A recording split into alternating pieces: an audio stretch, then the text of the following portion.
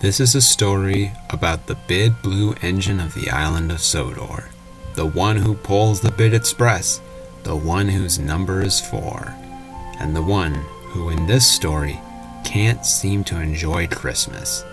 Will the other engines of Sodor find a way to make him happy? This is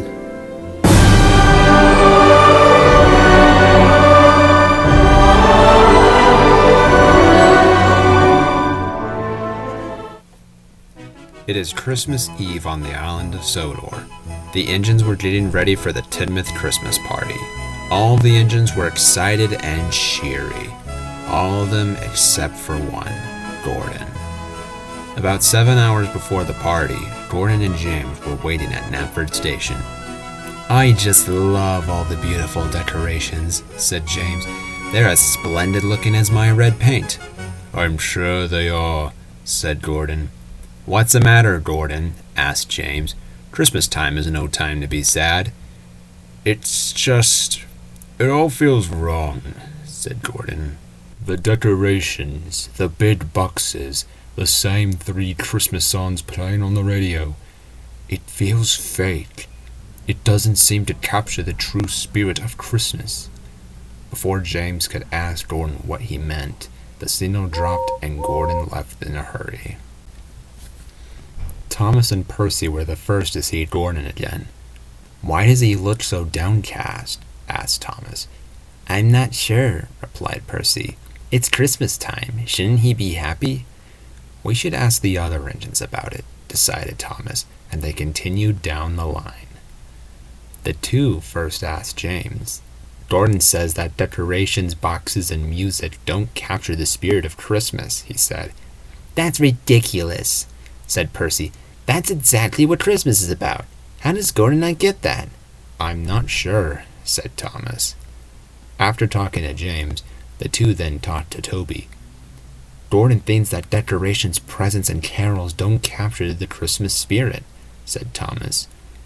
"Well, he's kind of right," said Toby. "Not you too, Toby," cried Percy.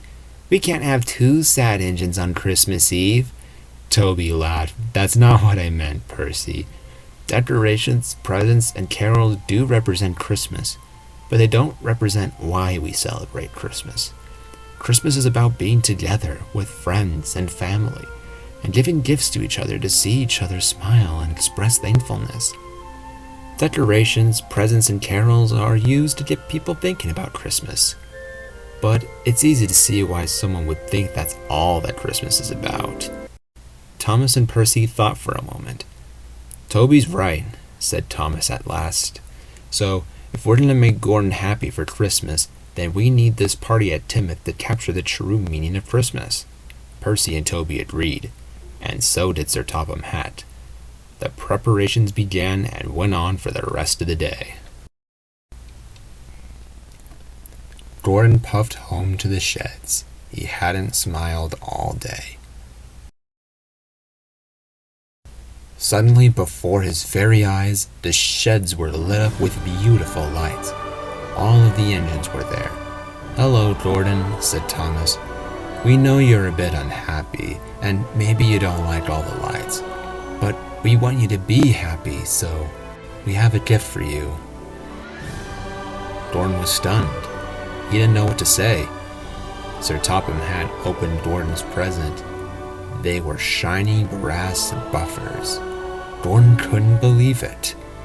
Finally, he spoke. "You guys didn't have to do this for me." "But we wanted to," said Thomas. "We care about our friends," said Percy. "We know decorations and all that aren't everything," said James. "What matters is being here with you," said Toby. "And giving each other something that makes each other smile," said Gordon. "Thank you, guys.